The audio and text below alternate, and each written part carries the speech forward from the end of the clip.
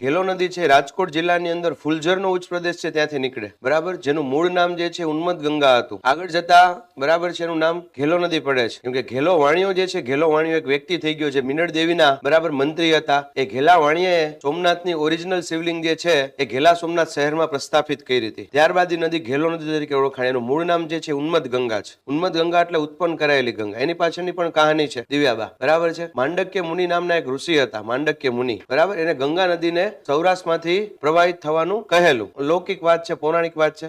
ગંગા નદીને પ્રવાહિત થવાનું કહેલું, પણ ગંગા નદી પ્રવાહિત થતી નથી. એટલે ઋષિ મુનિ જે છે એ માંડક્ય મુનિ જે છે પથ્થર ઉપર પાટું મારીને ગંગા નદીને વહેતી કરે, એટલા માટે નામ પડ્યું ઉન્મદ ગંગા, ઉત્પન્ન કરાયેલી ગંગા. આવી લોકવાયકા છે. તમે એવું કહો કે સાહેબ એવું કેવું હોય પથ્થર ઉપમાં પાટું મારીને નીકળે, હું કે આવી લોકવાયકા છે. એટલે આપણે રાખવાનું થોડુંક મગજમાં કે ઉન્મદ ગંગા નામ હતું. આગળ જતા ઘેલો વાણિયો છે, એમના નામ ઉપરથી ઘેલા સોમનાથ શહેર પડ્યું. એ ઘેલા સોમનાથ ઉપરથી નદીનું નામ છે ઘેલો નદી પડ્યું.